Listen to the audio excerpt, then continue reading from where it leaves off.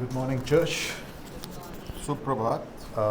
What a love, what a cost was paid for us so that we could gather this morning to remember the glorious one in whom we are blessed and called children of God.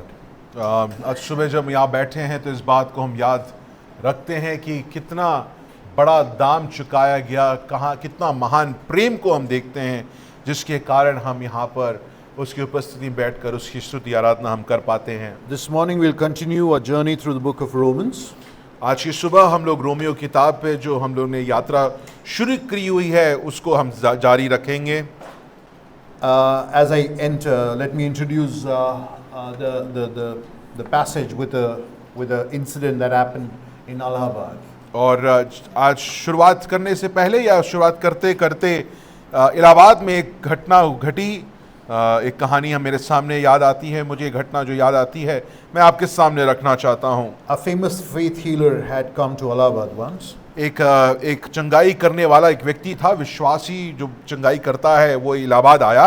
A lot of people in thousands would gather for his meetings.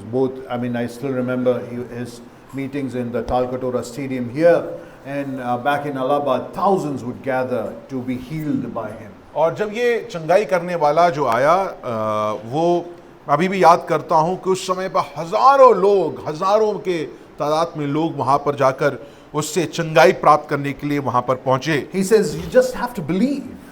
और अभी मुझे याद है कि उसके प्रचार में एक ही चीज वो बोलता था, तुम्हें सिर्फ विश्वास करना है। Believe and give 500 rupees or believe in what you need to be healed from and he will heal. और सिर्फ 500 रुपए दो और विश्वास करो और तुमको जिस चीज से चंगाई चाहिए वो तुम्हें प्राप्त हो जाएगी। On one particular occasion when he was in Allahabad, this particular preacher, एक घटना ऐसे घटी जब वो इलाहाबाद में था। we know one family who had one member, a long-term person who was facing a long-term illness. हम एक परिवार को जानते थे, उनका एक सदस्य था जो काफी समय से बीमार था। And they finally decided out of their desperation, why don't we meet up with this faith healer?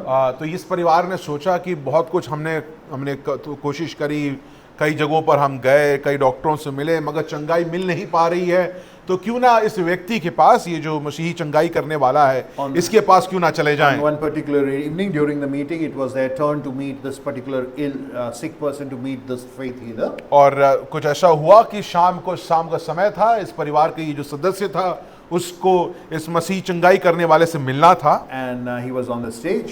और ये व्यक्ति जो था, जो प्रचारक या चंगाई करने वाला, वो स्टेज पे खड़ा था। And the healer did all the acrobatics of trying to heal the person. और इस व्यक्ति को देखकर जो कुछ भी उसको करना था, जो कुछ भी उसको सोच समझ में आया, उसने सब कुछ किया, but could not heal that person. परंतु इस व्यक्ति को वो चंगाई नहीं दे पाया। And therefore the faith healer tells this guy, जब इस व्यक्ति को देखा और इतना सब कुछ करने के बाद जब इस व्यक्ति को चंगाई प्राप्त नहीं हुई, तो ये जो मसीही चंगाई देने वाला, उसने उसको देखकर कहा, guess what would he have said?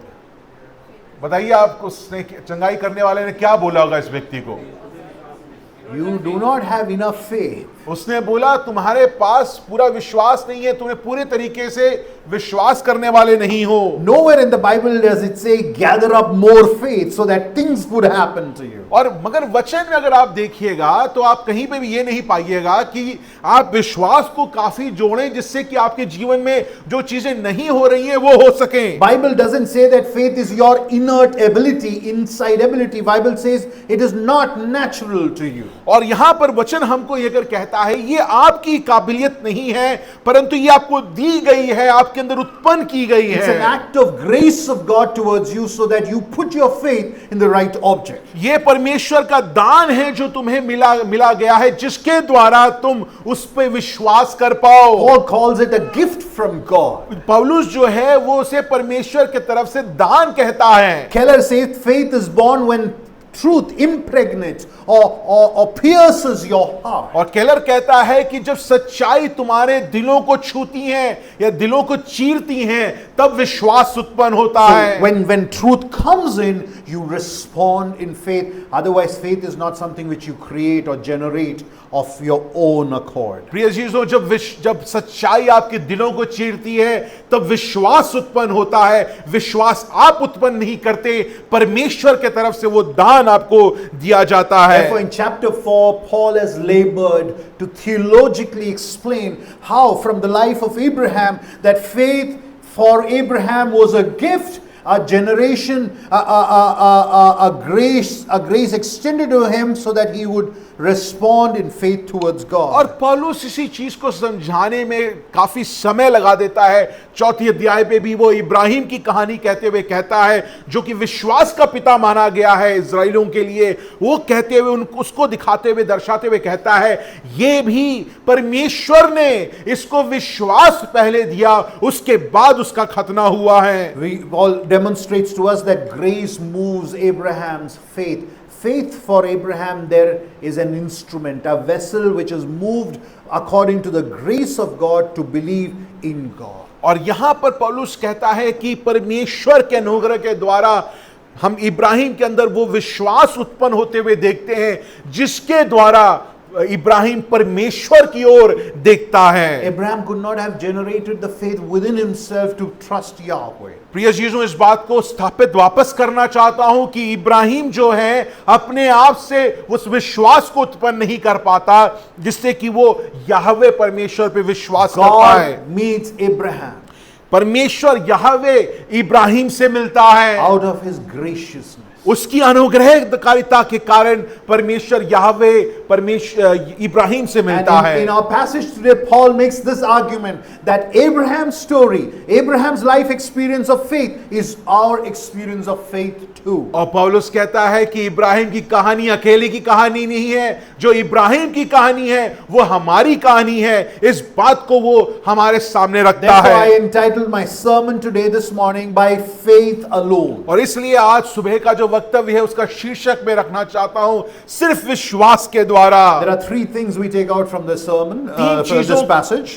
तीन चीजों को इस भाग से मैं आपके सामने रखना First, चाहता we're हूं। going to talk about the result of our faith. पहली चीज कि हमारे विश्वास का परिणाम क्या है। Two, we're going to talk about the repository of our faith. दूसरा मैं आपके सामने रखना चाहता हूं कि विश्वास का भंडार कहां से And आता third, है। we're going to talk about the reason of our faith. और तीसरी बात कि हमारे विश्वास का मतलब क्या है। Now, let's look at the result of our faith. पहली चीज विश्वास का परिणाम क्या है। Paul is going to talk about the result of our faith in verse 22.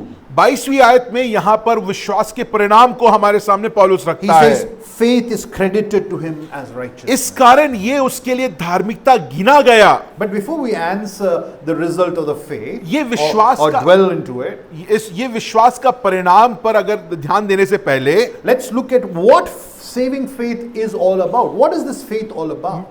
कुछ समय हम व्यतीत करते हैं इस विश्वास को समझने के लिए। To explain it to us what faith is, Paul uses the life of Abraham. यहां पर विश्वास को हमें समझाने के लिए पौलुस किसका इस्तेमाल करता है, किस किरदार का? इब्राहिम का इस्तेमाल करता है जिससे कि हम विश्वास को समझ पाएं। Now, to understand the life of Abraham, Ibrahim के जीवन को समझने look के at verse लिए 20. 20वीं आयत को मेरे साथ What does पढ़िए। he say? वहां पर क्या लिखा है? Abraham did not waver,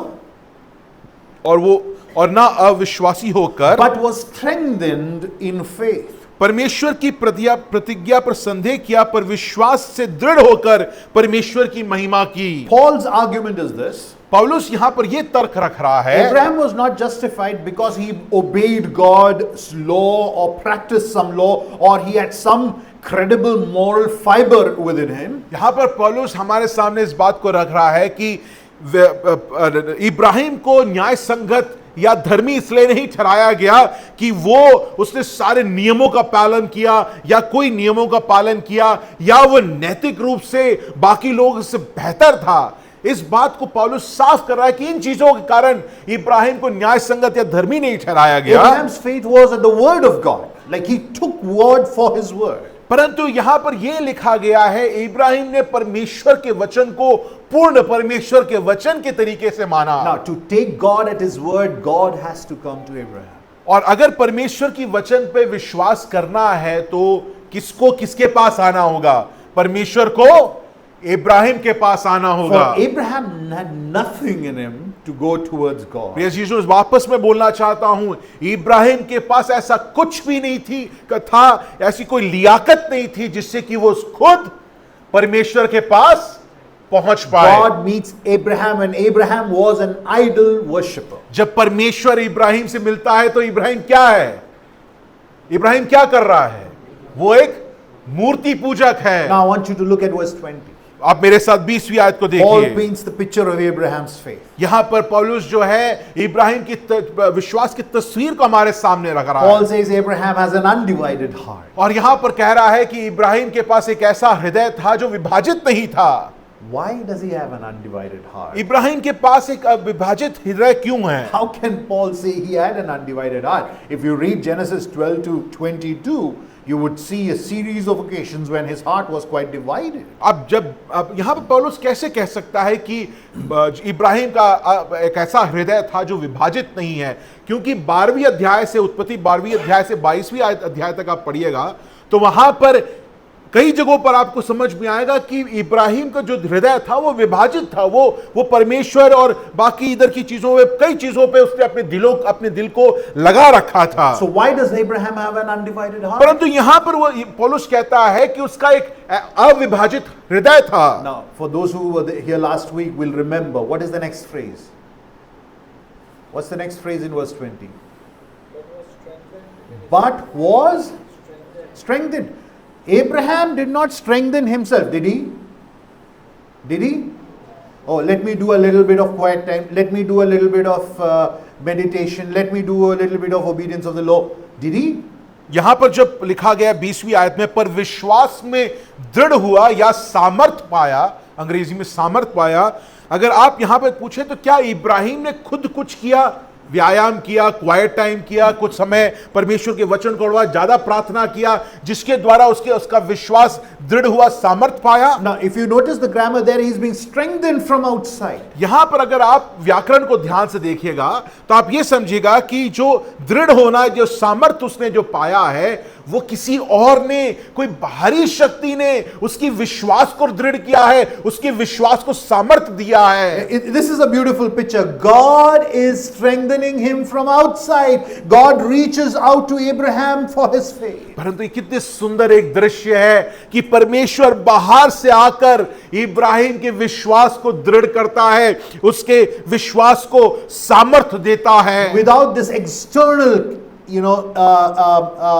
intervention by God, Abraham would have been a divided man, प्रिय not an जीवनों, undivided heart. वापस से आपके सामने बोलना चाहता हूं कि अगर परमेश्वर की सामर्थ उसके ऊपर नहीं होती, परमेश्वर उसको दृढ़ नहीं करता, तो मैं इस बात को बिल्कुल आपके सामने स्पष्ट करना चाहता हूं कि इब्राहिम का हृदय विभाजित रहता। अविभाजित हृदय का कोई मतलब ही नहीं होता। Therefore, faith is not something we produce. Faith is a gift wrought or granted in grace. इसलिए हम क्या सीखते हैं?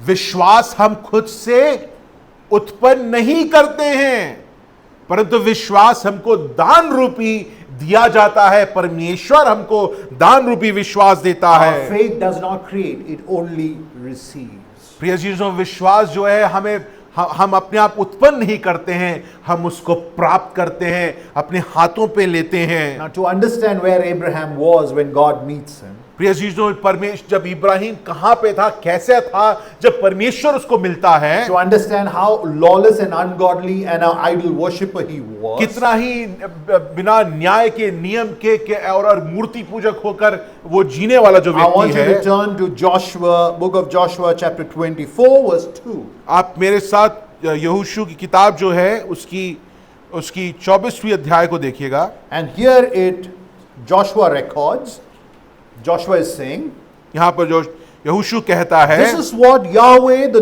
God of Israel says, long ago your ancestors, okay, including Terah, the father of Abraham and Nahor, lived beyond Euphrates, the river, and worshipped what? What? Other gods. यहां पर यहोशू क्या कहता है इब्राहिम के बारे में, बड़ा रोचक है। आप मेरे साथ यहोशू उसकी 24वीं अध्याय उसकी दूसरी आयत मेरे साथ पढ़िएगा। तब यहोशू ने उन सब लोगों से कहा, इज़राइल का परमेश्वर यहोवा इस प्रकार कहता है। क्या कहता है? प्राचीन काल में अब्राहम और नाहोर का पिता तेरा आदि तुम्हारा पुरखा परात महानद के उस पार रहते हुए क्या कर रहा है? क्या कर रहा है? दूसरे देवताओं की उपासना कर रहा है। You know what God hates the most? आप अगर पूछे परमेश्वर किस चीज से सबसे ज्यादा घृणा करता है? Huh? Any worship apart from His. कोई भी आराधना उसके अलावा किसी और को अगर आप आराधना करिएगा तो वो परमेश्वर उससे बहुत घृणा करता है। Who worships any other idol apart from God? One who hates God. और कौन है जो कि परमेश्वर को छोड़ किसी और चीज की आराधना करता है? वो व्यक्ति जो परमेश्वर से घृणा करता This है। is the state which Abraham is प्रिय in. चीजों, ये एक उसकी स्थिति है इब्राहिम की। वो परमेश्वर से घृणा करने वाला He is व्यक्ति है। worshipping. Joshua says he worships other gods. वो यहां पर यहोशू कहता है कि तुम्हारा जो पुरखा जो है इब्राहिम, वो किसी और परमेश्वर की उपासना कर रहा है। And as he is worshipping this other god, God comes to him. और जब ये उपासना कर ही रहा है, दूसरे ये परमेश्वर से वो घृणा कर ही रहा है, तब परमेश्वर उसके पास जाता This है। faith is not Abraham's certification of his own goodness. यहां पर ऐसा नहीं कि इब्राहिम अपनी भलाई दिखा रहा है, अपने कह रहा है कि देखो मेरा विश्वास कितना बड़ा है, मैं कितना अच्छा आदमी हूं। Or it is not to say that Abraham is better than Nahor or Terah or somebody else who lived around Abraham's neighborhood. इस आयत से इस बात को समझ में आता है कि ये दिखाने के लिए नहीं कि इब्राहिम नाहोर से, तेरह से बेहतर व्यक्ति था या कोई और व्यक्ति से बेहतर था। Abraham was in rebellion against God, a Please, lawless man, an ungodly man. प्रिय जीजो, इस आयत से हम क्या समझते हैं? जब परमेश्वर इब्राहिम के पास आता है तो इब्राहिम कौन है? बिना नियम रखने वाला, परमेश्वरहीन, परमेश्वर से घृणा करने वाला मूर्ति पूजक व्यक्ति है। उस रूप में हम उसको यहां पर देखते And हैं। God out of his grace grants him, gives him the ability to put his trust in God. परंतु परमेश्वर उसके पास, परमेश्वर उसको अनुग्रह का दान देता है जिससे कि विश्वास उत्पन्न होता है। उस विश्वास से इब्राहिम परमेश्वर की ओर देखता I want है। you to turn to Ephesians chapter 2 verses 7 to 9. इफिसियों उसकी दूसरी अध्याय 7 से 9वीं आयत को मेरे साथ We'll खोलिएगा। read 8 to 9, okay? 8 and 9. Ephesians 2, 8 to 9. And it would be good if you can underline these verses. आप Paul मेरे साथ says, सब वचन खोलिए। इफिसियों दूसरी अध्याय 8वीं और 9वीं आयत। now Paul says, for you are saved by what? By what? Grace. You see, Abraham, you're saved by grace, not because you have some goodness in you, not because you have kept the laws. Abraham, I meet you. God says, I meet you because I'm gracious towards you. You deserve nothing but eternal damnation, but I'm gracious to you. यहां पर वो लिखा गया है, क्योंकि विश्वास के द्वारा अनुग्रह से तुम्हारा उद्धार हुआ है। मैंने तुम्हें यह अनुग्रह दिया है जिससे कि विश्वास उत्पन्न होकर तुम्हारा उद्धार हो पाए। It is by grace that this faith is generated within प्रिय you. चीजों, अनुग्रह के द्वारा क्या उत्पन्न हो रहा है? यहां पर विश्वास उत्पन्न हो रहा है। Now I want you to underline the next line. उसके बाद क्या को अंकित करें? This is not from yourselves. This is not from yourself. Then where is it from? It's a gift of God. यहां पर उसके बाद हिंदी में लिखा है, और ये तुम्हारी, तो ये क्या है? जब यहां लिखा है ये तुम्हारी, ये क्या मतलब है? विश्वास। तो ये लिखिए, वैसे पढ़िएगा, ये विश्वास तुम्हारी ओर से नहीं, किसी ओर से है, वरन परमेश्वर का दान है। By default, we are faithless people. प्रिय चीजों, अगर हम अपने आप को देखें तो अपने रूप में, अपने शरीर में हम लोग विश्वासहीन लोग हैं। Paul says we are rejecters of, suppressors of truth. पौलुस कहता है कि हम सच्चाई को दबाने वाले लोग And हैं। Paul says again in chapter 1 that we are God haters. और पहले अध्याय में वो कहता है कि हम परमेश्वर से घृणा करने वाले लोग So हैं। by default, we are people of a divided heart. और इसलिए अगर हमारे अपनी जीवन को देखेंगे तो हम लोग ऐसे लोग हैं जिनका विभाजित हृदय होता है। Given a chance, we will be more a skeptic, an unfaithful, faithless Christians, and not a faithful Christian. और इसलिए मौका अगर हमें दिया जाए तो हम लोग एक ऐसे मसीह होंगे जो कि हमेशा शक करने वाले और अपने जीवन में बिना विश्वास के मसीह कहलाएंगे। Faith is an act of God's grace to turn us towards Him. प्रिय जीजों, विश्वास जो है वो परमेश्वर का दिया हुआ दान है जिससे कि हम क्या करें, हम सब परमेश्वर की ओर देखें। True faith sees Christ's splendor and glory beamed on us. प्रिय जीजों, सच्चा विश्वास जो है वो प्रभु यीशु मसीह की महिमा को हमारे ऊपर प्रकाशित करता True है। faith compels us to look at Christ and nothing else. सच्चा विश्वास जो है इस हमें विवश करता है कि हम सिर्फ प्रभु यीशु मसीह को देखें और किसी को ना देखें। Therefore, there can be no other reason why would you call yourself a Christian unless you are empowered to see the glories and the splendor and the majesty of who Christ is. प्रिय चीजों, मसीह होने का कोई फायदा नहीं है जब तक अगर आपका विश्वास ऐसा ना हो जिसके द्वारा आप प्रभु यीशु मसीह की महिमा को देखते हैं, उसके मंडल को आप देखते हैं और उसको महिमित करते In हैं। the past years, we had a member in our church. कुछ सालों पहले हमारे कलीसिया में एक मेंबर था, सदस्य था, He was very active. काफी क्रियाशील, काफी काम करने वाला एक व्यक्ति He था। asked me the most of the questions from the Bible. और बाइबल से अगर ऐसा कोई हो जो कि सवाल पूछने वाला हो मुझसे, तो वो मुझसे सबसे ज्यादा सवाल पूछता And था tried reading the Bible and tried praying. और वो बाइबल पढ़ने की कोशिश करता था, प्रार्थना करने की कोशिश करता था। And one day he says, और एक दिन वो मुझसे कहता है I'm no more coming to church. कि मैं अब कलीसिया नहीं आ रहा हूं। I said, why? मैंने पूछा क्या हो गया? He says, I did all of this. कहता है कि मैंने ये सब कुछ किया I है, was very involved. मैंने कलीसिया के लिए इतना काम किया, मैंने बाइबल पढ़ा है, प्रार्थना किया है, इतना कुछ किया है कलीसिया के But I लिए, have no success. परंतु मेरे जीवन में कोई सफलता प्राप्त नहीं हो रही I है। have no money with me. मेरे पास पैसा नहीं है। I have no blessings which others call as blessings, roti, kapda, makan type blessings. जो लोग खड़े होकर बोलते हैं कि मुझे परमेश्वर ने मकान दे दिया, गाड़ी दे दी, घर दे दिया, मेरे पास कुछ नहीं है ऐसे What's बोलने the के लिए। point of being a Christian when you are not having these blessings? और वो कहता है कि मसीह का पीछा करना या अपने आप को मसीह करने का क्या फायदा जब मेरे पास ना गाड़ी है, ना मकान है, ना रोटी है खाने के लिए, ना मेरे पास आर्थिक कोई सफलता है। That's a soul which has not seen Christ in his heart. प्रिय चीजों, वो एक ऐसी आत्मा है जिसने अपने मन में प्रभु यीशु मसीह की महिमा को नहीं देखा In है। verse 20, Paul says Abraham is empowered to see God in his face. और यहां पर 20वीं आयत में पौलुस कहता है कि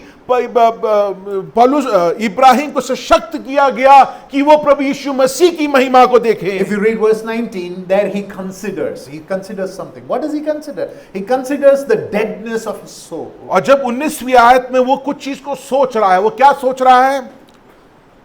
He considers that he's dead. He's dead physically in terms of his reproductive abilities. और यहां पर वो उस बात को कहता है कि वो एक तरीके से मरा हुआ है। And God's promise comes when he is dead, when he has no ability within him. और परमेश्वर का वायदा उसके पास तब आता है जब वो अपने आप को मरा हुआ मानता है।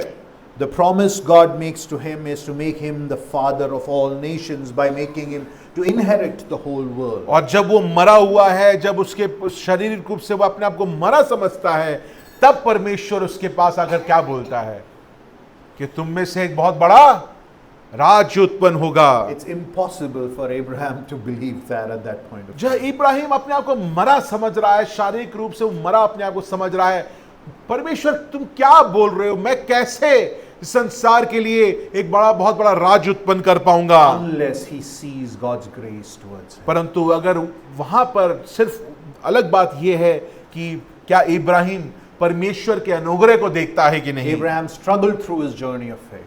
प्रिय जीजों, इब्राहिम ऐसा नहीं था कि उसके विश्वास जीवन में वो हमेशा उसने फतेह पाई है। He sinned. उसने पाप किया, He was impulsive. उसने कई चीजों को बहुत जल्दीबाजी में किया, But there was one underlying thing. परंतु सब कुछ जब सारे घटनाओं के बीच में He was amazed at the amazing grace of God. पर वो एक चीज हम देखते हैं कि वो परमेश्वर की उस अद्भुत अनुग्रह को देखकर वो खुद अद्भुत सोच में पड़ा रहता था। Sorry, I'm making you turn your Bibles to references, but I want you to turn to Hebrews 11, verses 15. आप मेरे साथ इब्रानियों उसकी 11वीं अध्याय और उसकी 15वीं आयत को जरा मेरे साथ खोलिएगा। And this is right after mentioning Abraham and Sarah here. और यहाँ पर इब्राहिम और सैरा को संबोधित करने के तुरंत बाद The writer to the Hebrews, or writer of the book of Hebrews, writes, इब्रानियों का लेखक ये लिखता है, if they were thinking where they came from, और जिस देश से वो निकले आए थे यदि उसकी सुधि करते तो they would have returned. They would have had an opportunity to return. तो उन्हें लौट जाने का अवसर था। Do you see that? प्रिय चीजों, संबोधित इब्राहिम और सारा को संबोधित करने के बाद आप यहाँ पर देख रहे हैं कि लेखक क्या बोल रहा है। The fact that they were not thinking about the place they came from is what? Is grace of God. Do you get that? That they were not thinking is God's grace for them, because they would have returned if they were thinking. और यहां पर जब कहता है यदि उसकी सुधि करते तो, जिस देश से वो निकले अगर उसकी सुधि करते तो लौट जाने का उनको अवसर था। देखिए कौन सी चीज है जिसने रोकी उनको उन पुराने जहां से वो आए हैं उन चीजों को याद करने से। वो है सिर्फ परमेश्वर का अनुग्रह है जो उनको रोकता है, जिसके द्वारा वो पुरानी चीजों को जहां से वो आए हैं उसको वो याद नहीं करते हैं। And therefore Paul says in verse 22 of the book of Romans, and he's quoting from 15th chapter of the book of Genesis, verse 6, Abraham believed and was credited righteousness. और इसलिए लेखक कहता है कि इब्राहिम ने विश्वास किया और उसको धर्मी ठहराया गया। Do you see that? क्या आप इस बात को ध्यान से देख रहे हैं? He did not earn his way through.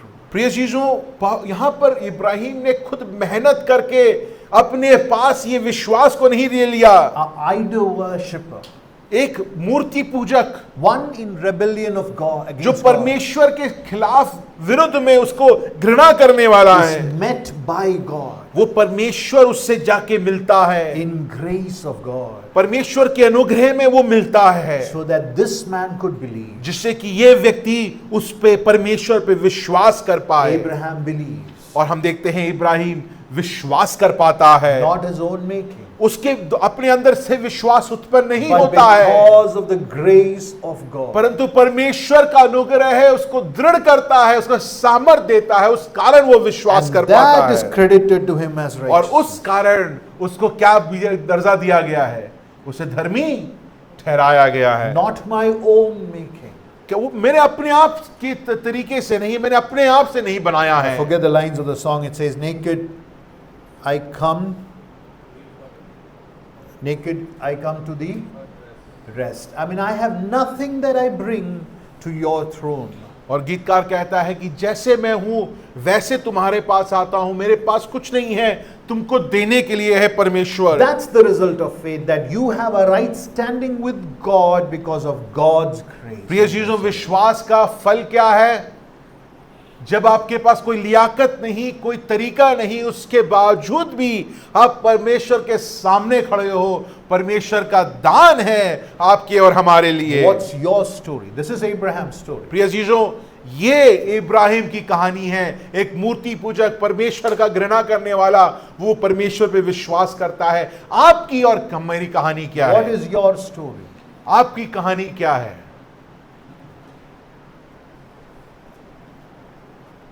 Is it a story of a self-generated righteousness?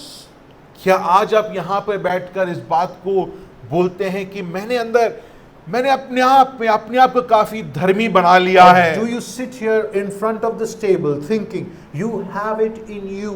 और क्या आप यहां पर आज इसलिए बैठे हैं, आप कहते हैं कि मैंने अपने आप से, अपनी मेहनत से अपने आप को धर्मी बनाकर परमेश्वर के सामने रखा है? It is impossible to be declared righteous by God based on human achievement. प्रिय चीजों, परमेश्वर के सामने अगर आपको धर्मी ठहराना है मानवीय किसी काम से, किसी कार्य से ये मुमकिन नहीं है। You could do a lot of church activities, प्रिय चीजों, आज आप बहुत सारे कलीसिया के लिए काम कर सकते हैं, a lot of setup team, lot of other teams in this church doing a lot of work. और यहाँ पर बहुत सारे टीम्स हैं इस चर्च में। आप सेटअप टीम में हो सकते हैं, आप मीडिया में हो सकते हैं, आप कई अलग अलग टीमों में हो You सकते could be हैं। doing a lot of involved activities. आपको देखेगा तो आप लोग कहेंगे कि यार तुम तो चर्च में ही रहते हो, इतना टाइम तुम लगाते हो चर्च में।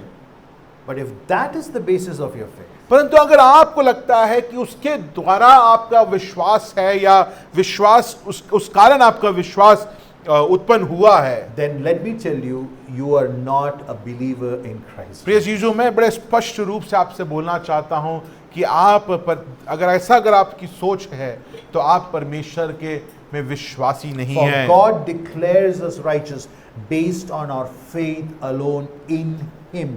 प्रिय चीजों उसके द्वारा जो अनुग्रह के द्वारा जो विश्वास उसने दिया है, उस विश्वास के आधार पे हमें क्या कहा गया है? धर्मी ठहराया गया That है। brings up the second point, the repository of our faith. तो उसके इस द्वारा हम दूसरे बिंदु पे पहुंचते हैं, विश्वास का भंडार। Where is it coming from? Where is this kind of faith coming from? ये विश्वास का जो संग्रह जो है या भंडार जो है, ये विश्वास आ कहां से रहा है? I hope it's clear by now that you and I cannot generate this kind of faith. क्या ये बात स्पष्ट है आप में और हमारे बीच में कि हम विश्वास अपने आप से नहीं बना सकते हैं? सब इस बात को मानते हैं। Therefore, Paul makes it clear in verses 23 and 24 इसलिए यहां पर पौलुस जो है 23वीं और 24वीं आयत में यहां पर स्पष्ट करता that है our faith is grounded and perfected in God who raised Jesus from the dead. और वो कहता है कि हमारा जो विश्वास जो है प्रभु यीशु मसीह में सिद्ध किया गया है। Paul says, now listen, it was credited to him, was not written for Abraham alone, और वो कहता है जो धार्मिकता जो जो उसे गिनाई गई वो सिर्फ इब्राहिम के लिए नहीं but है, for us also. परंतु वो हमारे लिए भी है। By using the word now, Paul wants his writers, his readers to think about their life of faith. और यहां पर इस वचन को लिखते हुए पौलुस चाहता है कि हम और आप अपने विश्वास के जीवन के बारे में सोचें। I want all the young ones, those who are readying themselves to be baptized or those who are thinking about baptism, I want to ask you a question. I want you to consider this. What and where is your faith coming from? What is the confession of your faith? प्रिय चीजों यहां पर जो लोग आज परमेश्वर उस बपतिस्मा को लेने की सोच रहे हैं या अपने विश्वासी जीवन में आगे बढ़ने की सोच रहे हैं, मैं ये आपसे पूछना चाहता हूं, आपका विश्वास का संग्रह या भंडार कहां है? आप कहां से अपने विश्वास को लाते हैं? आपका स्रोत कहां है? Joel Osteen, a very famous so-called preacher, Joel Osteen है, एक व्यक्ति हैं, बहुत बड़े प्रचारक हैं he says this. वो इस प्रकार कहते हैं, God has breathed his life into you. वो कहते हैं परमेश्वर ने आपके अंदर अपने श्वास को भर दिया He है, has planted seeds of greatness in you. तुम्हारे अंदर महानता की बीज को परमेश्वर ने You बोया have है, everything you need to fulfill your God-given destiny. तुम्हारे अंदर वो सारी चीजें हैं जिससे कि परमेश्वर के उद्देश्यों को तुम पूरा कर It is सको। all in you. तुम्हारे अंदर सब कुछ है, You are full of potential. तुम्हारे पास सारी लियाकत है। You just have to do your part by tapping into it. तुमको सिर्फ एक चीज करना है, जो परमेश्वर ने तुमको दिया है उसको बस ध्यान से पकड़ लेना And he है। says this is not just true of Christians, this is true of unbelievers too. और वो कहता है ये सिर्फ विश्वासियों के लिए नहीं, अविश्वासियों के लिए भी ये है कि वो परमेश्वर के दिए हुए जो अपनी लियाकत है उसको पकड़ के थामे रहें। Paul says Abraham was a rebellion in his heart, a Yes, rebellion yes. in his heart against God. मगर सच्चाई- That's the seed Abraham had. सच्चाई कहाँ है? जोएल ऑस्टीन ये कहता है, पौलुस क्या कहता है? इब्राहिम जब विश्वास करने से पहले वो क्या था? परमेश्वर का से घृणा करने वाला मूर्ति पूजक था। उसके अंदर कौन सी बीज थी? उसके अंदर घृणा की बीज थी। उसके अंदर ऐसा कुछ भी नहीं था जो परमेश्वर का दिया हुआ था। उस समय पर परमेश्वर उसके पास आता Do है। not fall for such lies. प्रिय चीजों, ऐसी प्रचारकों की कहानियां ना सुनिए, ये गलत है, ये वचन आधारित For नहीं Paul है। says you have fallen short of the glory of क्योंकि God. पौलुस इस बात को स्पष्ट करता है कि सबने पाप किया है और सब महिमा से रहित For हैं। Paul says we are dead in our sin. क्योंकि पौलुस कहता है कि हम अपने पापों में क्या हैं? मरे हुए हैं। You don't have the potential. प्रिय चीजों, हमारे अंदर आपके अंदर कोई लियाकत नहीं है कि हम अपने आप से उस धार्मिकता को प्राप्त कर God लें। meets us at our deadness as he met Abraham. प्रिय चीजों, परमेश्वर जब हम मृतक थे, जब हम मरे हुए थे, हमारे पास परमेश्वर आता है जिस प्रकार परमेश्वर इब्राहिम के मरे हुए समय पर पहुंचता When है। God promises Abraham that I will make you a father of all nations, जब परमेश्वर उसको वायदा देता है कि तुम्हें सारे राज्यों का परमेश्वर मैं पिता बनाऊंगा, Sarah was past the age of reproductive ability. सारा जो उसकी जो पत्नी थी वो बूढ़ी हो चुकी थी, मानवीय रूप से वो बच्चों को पैदा करने उसके अंदर वो कोई तरीका नहीं था, कोई उस उम्र बीत चुकी थी। Abraham was past this time of vigor. और इब्राहिम भी बूढ़ा हो चुका था, It's deadness all around him. वो एक तरीके से जैसे रोमियो कहता है मरा हुआ था, वो शारीरिक रूप से मर चुके थे। Now I want you to underline something in verse 23. 23वीं आयत में आप मेरे साथ ध्यान से एक चीज को रेखांकित करें। He says, now it is credited to him, not to him, but for us also it will be credited, not verse 24, but also for us it will be credited to us who believe. That's what I want you to, who believe in him who raised Jesus. तो 24वीं आयत में अगर आप ध्यान से पढ़िएगा वहां पे लिखा है, वरन हमारे लिए भी जिनके लिए विश्वास धार्मिकता गिना जाएगा, अर्थात यहां से अर्थात हमारे लिए जो कौन उस पर विश्वास करता है जिसने, Just not you. प्रिय चीजों, आप नहीं, You are not the repository of your faith. आप अपने विश्वास के संग्रह नहीं है, भंडार नहीं है। You did not come to know God because you had it in you. आप इसलिए परमेश्वर को नहीं जाने हैं क्योंकि अरे मैं तो बहुत बड़े परिवार से आता हूं या मैं बहुत बड़ा विश्वासी हूं। And you're not merely a good Christian because you still have it in you. You do not. आप अभी भी इसलिए मसीह नहीं है क्योंकि आपके अंदर लियाकत है मसीह बने रहने For के this लिए, faith is not of your own. क्योंकि ये विश्वास आपका नहीं है प्रिय It is चीजों। granted to you so ये- that you can cling on to the author and the perfecter of your ये salvation. आपको दिया गया है दान के रूप में, जिससे कि आपके विश्वास के रचयिता को आप थामे रहें, उससे बंधे It रहें। is because God met you in your sinfulness क्योंकि ये है क्योंकि परमेश्वर जब आप मरे हुए थे, आपके पाप पूर्ण जीवन में से परमेश्वर आपसे and मिलता है, redeemed you of your condemnation. आपको परमेश्वर ने आपके पाप के दोष से बचा For लिया, Paul उद्धार says, दे it दिया is है। God the Father who raises the Son. और इसलिए क्योंकि यहां पे वो कहता है 24वीं आयत में, जो उस पर विश्वास करता है जिसने हमारे प्रभु यीशु मसीह को मरे हुए से जिलाया। Where is he raising his Son from? प्रिय चीजों, ये कौन है और किसको कहां से जिला रहा है?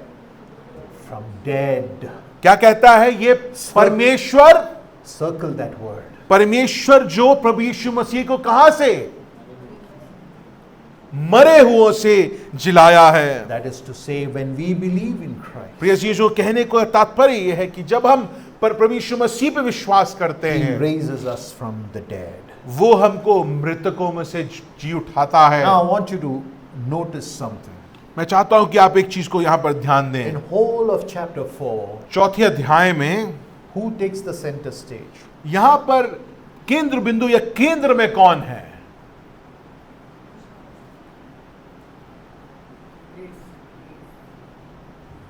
Who?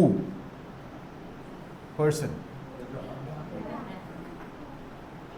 God takes the center stage, not Abraham. It's God and God throughout. यहां पे इब्राहिम की कहानी समझाते हुए, इस तर्क को देते हुए पौलुस चाहता है कि यहां पर पौलुस परमेश्वर को इस सब के केंद्र में रखता है। Verse 22, as I said, is a quotation from Genesis 15:6. उत्पत्ति 15वीं अध्याय उसकी 6वीं आयत को लेकर यहां पर 22वीं आयत में लिखा गया है। So I want you to turn to that passage, chapter 15 of book of Genesis. उत्पत्ति उसकी 15वीं अध्याय को मेरे साथ खोलें, That's when you will understand what is happening here in this particular passage. तभी आप समझ पाएंगे यहां पर हो क्या रहा है इस Chapter इन आयतों 15, में। chapter 15 verse 1 starts off with a certain anxiety in the heart of Abraham, and therefore God says, do not fear, Abraham. यहां पर आप लिखने वाला इस बात को हमें दर्शाता है कि इब्राहिम जो है, पहली आयतों में इस बात को दिखाया गया है कि इब्राहिम किसी बात से परेशान है, And God says, do not fear. और इसलिए परमेश्वर क्या कहता है? इब्राहिम मत डर, I am your shield. तेरा डाल मैं हूं। And verse 2, और दूसरी आयत, after Yahweh tells Abraham this, उसके बाद जब परमेश्वर इब्राहिम को ये बोलता now है, this is how you learn and study Bible. Use a pencil, underline but. Verse 2 starts with a but, right? Abraham said, but अंग्रेजी में लिखा गया, Abraham said, तो अगर इसको अंग्रेजी से अगर अनुवाद करें तो इस प्रकार लिखा गया है, हे इब्राहिम मत डर, तेरे डाल और तेरा अत्यंत बड़ा प्रतिफल मैं हूं। इब्राहिम क्या कहेगा? मगर हे प्रभु यहोवा, मैं तो। when the moment it says but, is that a divided heart? Yes. अंग्रेजी में जो अंग्रेजी में जो बट का इस्तेमाल किया गया है वो यहां पर दूसरी आयत में हिंदी में नहीं है, तो आप उसको मगर लिखिए। मगर जैसे ही अगर आपको कोई बोला जाए, अगर आपको कोई बोलता है कि ये कर लो, अगर हम क्या कहेंगे? मगर। तो यहां पे इब्राहिम उसी चीज को कहता है, मगर हे प्रभु यहोवा, मैं तो निर्वंश हूं। And he says, I am childless. मैं निर्वंश हूं। And my house, my household, my whole property, everything about me is going to be of my slave who is Eliezer. और वो खुद कहता है कि मेरा घर का जो वारिस है वो एलियाजर होगा। Abraham is struggling. यहां पर इब्राहिम वो परेशान है। Suddenly his faith is faltering and stuttering. उसका जो विश्वास, जो पिता कहते हैं विश्वास के पिता का विश्वास, देखिए यहां पर क्या हो रहा है उसके विश्वास के Now I साथ। want you to look at verse 5. Please look at your Bibles. एक please. डगमगाती This is हुई, why I want you to bring your hard copies. It's worth underlining. Now look at it. Look at verse 5. एक डगमगाती विश्वास को आप यहां पर देख रहे हैं, उसके बीच में आप 5वीं आयत को ध्यान से देखें। He took him outside. और उसने उसको बाहर ले गया। कौन है उसने? Who? God. तो उसको बदलिए, वहां लिखिए, और परमेश्वर ने किसको? इब्राहिम को बाहर ले गया। Abraham, come with me. Ibrahim मेरे साथ आओ बाहर, Outside the tent. बाहर आओ, There's something which I want to show you. मैं तुमको कुछ दिखाना चाहता हूं। What is that? He shows him. क्या परमेश्वर इब्राहिम को क्या दिखा रहा है? Look at the sky. कहता है, इब्राहिम तुम उस सूर्य मंडल, उस तारे मंडल को देखो, Count the stars. आकाश को देखो, देखो कि क्या तुम तारे गिन If सकते you're हो। able to count them. वो कहता है, परमेश्वर इब्राहिम से कहता है कि अगर तुम तारे गिन सकते हो। And if you notice, it's an incomplete stop. You know, it's a dramatic act. It's drama full on, right? There's pause there, and then God says, "Your offspring." So if you can count it, ठीक है. If you cannot, don't worry. Your offspring will be that numerous. और देखिए यहाँ पर एक drama के रूप में, एक नाटकीय तरीके से इस चीज को यहाँ पर लिखा गया है। क्या लिखा गया है? परमेश्वर इब्राहिम को बाहर ले जाता है और कहता है, आकाश की ओर दृष्टि करके तारन को गिन, क्या तू गिन सकता है? उसके बाद वहां पर वो रुक जाता है। गिन सकता है तो ठीक है, नहीं गिन सकता तो क्या? तेरा वंश ऐसा ही होगा। The Lord is the creator. प्रिय चीजों, परमेश्वर सृष्टि करता है। He set the stars in heaven. उसने तारों को सूर्य मंडल, आकाश मंडल में रखा, Innumerable that Abraham can't even count. इतने अनगिनत कि इब्राहिम उसको गिन नहीं सकता। But God has counted all of them परंतु परमेश्वर ने सब गिना हुआ है and named them. और उन सबको नाम दिया And हुआ knows है, them. उनको जानता है। This God comes to Abraham और ये परमेश्वर इब्राहिम के पास and आता है turns Abraham's faith to the creator. और वो उसको उसके शिविर से बाहर ले जाकर वो दिखाता है और उसके विश्वास को वापस अपने ऊपर केंद्रित A करता creator है। who brings out creation out of nothing, which is called the ex nihilo creation, out of nothing. और एक ऐसा सृष्टि करता जो कि कुछ भी नहीं था, उस कुछ नहीं से उस सृष्टि को बनाया। These stars came out of nothing, Abraham. Ibrahim को देखते हुए कहता है कि ये जो तारे जो तुमको दिख रहे हैं, ये कुछ भी नहीं थे, ये कहीं से खालीपन से मैंने इसको बनाया है। You're worried about your deadness. और तुम अपने शारीरिक कमजोरी पर ध्यान दे रहे हो। A struggling faith, a scared faith, a stuttering faith, a faltering faith. एक डगमगाती हुई विश्वास को, एक ऐसा विश्वास जो डूब रही है, हम यहां पर देख पाते हैं। Verse 6. 6वीं आयत, What does it say? And he believed. Who writes this? Who says this? Who is saying this? God. Who is saying this? Moses is saying this to the nation of Israel, mind you. And he believed and it was counted. यहाँ पर मूसा इस कहानी को वापस याद दिलाते हुए इस्राएलियों को कह रहा है, उसने यहोवा पर, 6वीं आयत को, उसने यहोवा पर विश्वास किया और यहोवा ने इस बात को उसके लेखे में धर्म लिखा। Abraham's faith defied all impossibility. प्रिय चीजों, इब्राहिम का जो विश्वास था उसके बाद जितनी नामुमकिनती थी उस सब के परे हो गया। As a writer says, Abraham's faith was an act of defiance. और वो यहाँ पर जैसे लेखक कहता है कि एक ऐसा विश्वास जो नामुमकिन के परे, जो चीजें नामुमकिन थी उनसे परे हो गई। But not because he had it in him. परंतु इस बात को याद रखिएगा, इसलिए नहीं क्योंकि इब्राहिम बहुत बड़ा विश्वासी था, But because God reaches out in grace. परंतु इसलिए क्योंकि परमेश्वर उसके मरे हुए समय पर, उसके मरण के शरीर मरण के समय पर उसके पास जाता That है। brings up our third point, the और reason for this. उससे मेरे तीसरे बिंदु की तरफ मैं बढ़ता हूं। The reason for this faith is radical. Why do we need this kind of faith? Why do we need this radical faith? Is because we are trespassers. प्रिय यीशु, हमें इस विश्वास की जरूरत क्या है? आप पूछेंगे कि ठीक है, भंडार हमें समझ में आ गया, कारण हमें समझ में आ गया, तो अब ये जरूरी है कि समझना कि क्यों इसकी जरूरत हमें क्यों Verse है। 25 in chapter 4 of book of Romans. 25वीं आयत को अगर आप देखिए, चौथी अध्याय, Paul says he was delivered up for our trespasses and raised for our justification. वो हमारे अपराधों के लिए पकड़वाया गया और हमारे धर्मी ठहरने के लिए जिलाया भी गया। In Ephesians 2 we read that we were dead in our sins and और trespasses. इफिसियों दूसरे अध्याय में हम देखते हैं कि हम अपने पाप अधर्म में मरे हुए थे। Because as soon as we trespass, क्योंकि जैसे ही हम अपराध करते हैं we become unrighteous. तो हम लोग अधर्मी बन जाते हैं। And there is no point in time where we are not unrighteous. और ऐसा कोई भी समय नहीं हमारे जीवनों में जहां पर हम अधर्मी नहीं हैं। Therefore we are trespassers perennially. इसलिए हम लोग क्या हैं? हर समय किसी भी क्षण अगर हमें उठा लिया जाए तो हम क्या हैं? अपराधी हैं, अपराध करने वाले हैं। So why this faith is needed from God in grace? और इसलिए ये विश्वास की हमें और आपको क्यों जरूरत है? Because we can't save ourselves. क्योंकि हम अपने आप को नहीं बचा सकते हैं। How does God save us then? और परमेश्वर हमें कैसे बचाता है? Notice verse 5, the passage, he was delivered up. और वो उस बात को कहता है कि वो हमारे लिए दे दिया गया। Who delivers whom? पर किसने किसको हमारे लिए दे दिया?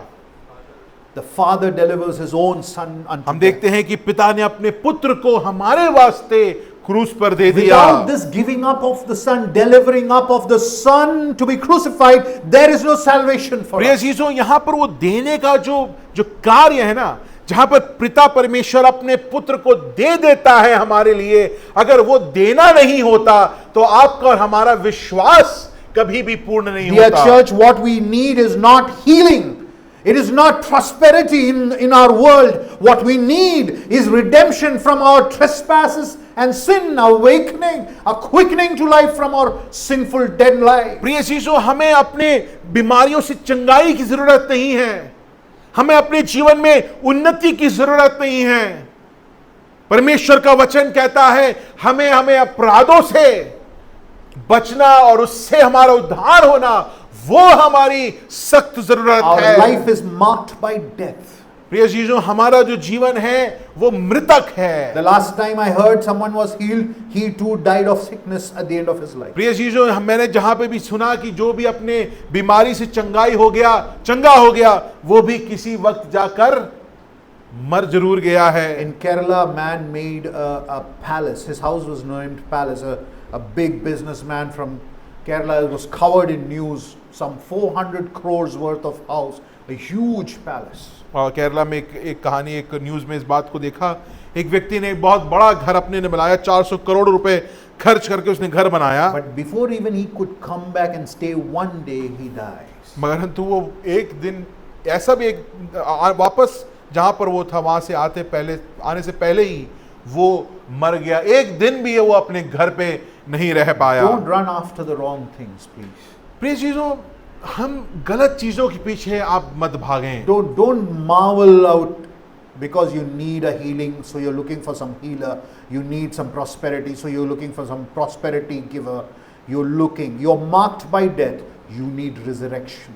प्रिय चीजों, आप गलत चीजों के पीछे मत भागिए कि मुझे इस चीज से चंगाई मिल जाए, इस चीज से छुटकारा मिल जाए, या मेरे आर्थिक उन्नति हो जाए, मेरे जीवन में सफलता प्राप्त हो जाए, और इसको देने वाले जो भी हैं मैं उसके पीछे चला जाता हूं, चली जाती हूं, उसकी बात सुन लेता हूं। प्रिय चीजों, परमेश्वर का वचन क्या कहता है कि हम मरे हुए हैं, हम मृतक हैं, हमें मृत्यु से उद्धार चाहिए, हमें इस अनंतकालीन मृत्यु से उद्धार चाहिए। We all surely die unless we have faith in Christ Jesus, who was delivered for our trespasses. प्रिय जीजों, हम सब अनंतकालीन रूप से मर जाएंगे अगर हमारे लिए हम उस प्रभु यीशु मसीह पे विश्वास नहीं करते हैं जिसको पिता ने हमारे वास्ते दे दिया। In a condition where we can't do anything for ourselves, Christ gave his life. प्रिय जीजों, एक ऐसी अवस्था में हम लोग थे, हम मरे हुए थे, मरा हुआ अपने लिए क्या कर सकता है?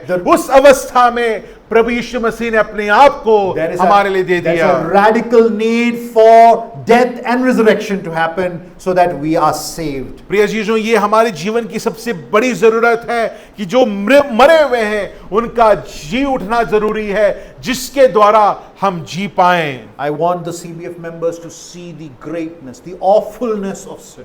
प्रिय जीजों, मैं आज की सुबह चाहता हूं सीबीएफ द्वारका के हर सदस्य पाप की जो बेहाली है, जो दरिद्रता है, उसको देखें, आप ध्यान से देखें। Put away all your problems, all your need for healing and prosperity, what not. I don't care what you're looking for. You need to put your eyes with me alongside to look at the awfulness of sin. प्रिय जीजों, आप आज सुबह क्या देख रहे हैं? आप उद्धार, आप चंगाई देख रहे हैं, आप अपने जीवन में सफलता, उन्नति, नौकरी, काम क्या देख रहे हैं? उससे मुझे अभी उस पर ध्यान ना दें। यहां पे मेरे साथ देखिए, आप अपने जीवन का जो पाप की बेहाली है उस पर आप ध्यान दें। Martin Luther would say, if anyone would feel the greatness of sin, he would not be able to go on living another moment. So great is the power of sin. Martin Luther इस बात को कहता है, जिस क्षण आप अपने जीवन के पाप के गंभीरता को समझेंगे ना, जिस समय आप अपने जीवन की पाप की बेहाली को समझेंगे, आप एक क्षण और आगे जी नहीं पाएंगे, क्योंकि इतना सामर्थ है आप हमारे और आपके पाप भरे जीवन में। That's why we demand a capital punishment. That's why there is a noise for capital punishment for what happened in Kolkata the other day. और कोलकाता में जो बहुत बड़ी जो संगीन जो घटना हुई, उसके लिए हम सब बोल रहे हैं कि जिस व्यक्ति को जिसने अपराध किया उसे क्या मिलना चाहिए? मौत मिलना चाहिए। ये सब बोल रहे हैं। If we call for his hanging, प्रिय जीजो, अगर हम उसको मौत देना चाहते हैं, how do you excuse yourself from that guilt? प्रिय जीजो, आप और हम अपने अपराधों से अपने आप को कैसे वंचित रख सकते हैं? How would you say that you have the right to live when you call for death on someone else आप कैसे who you think has done a grave sin? दूसरे ने जब पाप किया, गलती करी, आप उसको मृत्यु देना चाहते हैं। आप अपने आप को और हम अपने आप को उस अधर्म से, उस अपराध से कैसे बचा सकते हैं? You are God haters. Is there anything greater than that which requires death? प्रिय यीशु, पौलुस कहता है कि हम सब परमेश्वर का घृणा करने वाले थे। क्या इससे बड़ा कोई अधर्म है इस संसार में? The failure to understand the gravity of sin in your life, in my life, makes us slacken out as Christians प्रिय living जीजों, out in this world. हमारी असफलता, हमारे पाप की गंभीरता को समझने में जो हमारी असफलता है, उस कारण प्रिय जीजों हम लोग बड़े नर्म किस्म के मसीह बन जाते हैं। एक ऐसे मसीह, नाम धारक मसीह बन जाते हैं। The death and resurrection of Christ is the fulfillment of the promise given to Abraham. प्रिय जीजों, प्रभु यीशु मसीह का मरना और जी उठना इब्राहिम को दिए गए वायदे का भाग है। Abraham continued his journey. Ibrahim अपनी यात्रा को पूरा करता है, Not because he had it in him. इसलिए नहीं क्योंकि इब्राहिम सामर्थी था, but God was gracious. क्योंकि परमेश्वर अनुग्रहकारी Because था, the odds were against him. क्योंकि इब्राहिम के खिलाफ सारी चीजें थी। He was up against Sarah's infertility. वो सारा जो निर्वंश थी उसके खिलाफ वो उसके खिलाफ His था। own lack, his own deadness in his own उसकी body. खुद शारीरिक निर्वंशता जो थी वो उसके ऊपर हावी But he थी, hung on to God's word. परंतु वो उसने परमेश्वर के दिए वचन को थामे रखा। As Abraham walked in grace, in faith in God, और जैसे इब्राहिम परमेश्वर में उस विश्वास में चलने लगा, it is there on their deadness.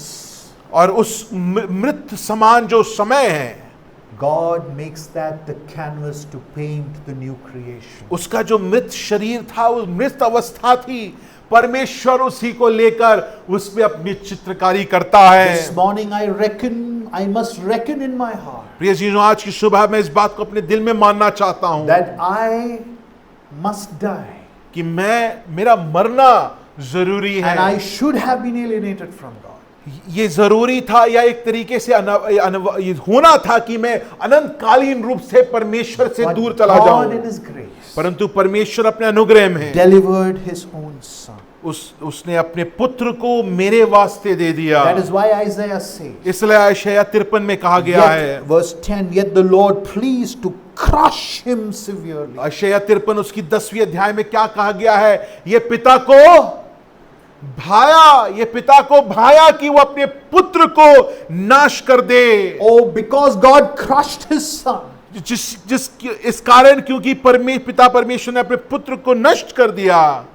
Abraham becomes our father. प्रिय जीजों, इब्राहिम हमारा पिता बनता है। Word delivered up in verse 25 और जब 25वीं आयत में हमको दे दिया जो शब्द है, has an idea, a connotation of Abraham binding up Isaac during sacrifice. यहां पर उस आयत की पृष्ठभूमि कुछ इस प्रकार लिखी गई है, जहां पर इब्राहिम इसहाक को बलिदान के लिए तैयार करता, उसको बांध कर उस पर रखता है। In His grace, Father in heaven stopped Abraham from killing his son. परंतु उस वेदी पर जब वो अपने बेटे को बांध कर उसकी बलि चढ़ाने के लिए तैयार हो रहा होता है, तो उसका जो स्वर्गीय पिता अनुग्रह से उसके पास आता है। But on the cross, परंतु प्रिय जीजों, क्रूस पर Father let His Son die. हम देखते हैं उस वेदी पर प्रभु यीशु मसीह लटका हुआ है, उस परमेश्वर का पुत्र प्रभु यीशु मसीह लटका पड़ा है, परंतु कोई आवाज नहीं होती। My God, why have you forsaken me? हे मेरे परमेश्वर, तूने मुझे क्यों छोड़ दिया है। He dies on that cruel cross वो उस क्रूस पर उसमें मर जाता है, so that you and I could be saved. जिससे कि प्रिय जीजों, मैं और आप बचाए जाएं, In His rising up again, और उसके जी उठने के कारण we may have life and life abundant. हम एक ऐसा जीवन प्राप्त कर पाए जो बहुत आयत का जीवन है। If you believe in this good news, प्रिय जीजों, अगर आप इस सुसमाचार पे विश्वास then करते let me हैं, call on you today morning. मैं आज सुबह आप सबको निमंत्रित करता हूं, Commit your life to the Lord and give glory to Him, for He is worthy of all honor, glory and praise. प्रिय जीजों, आप अपने जीवन को प्रभु परमेश्वर के हाथों में दे दें, क्योंकि सिर्फ वही सारे आदर के योग्य है, महिमा प्रशंसा के योग्य सिर्फ परमेश्वर है।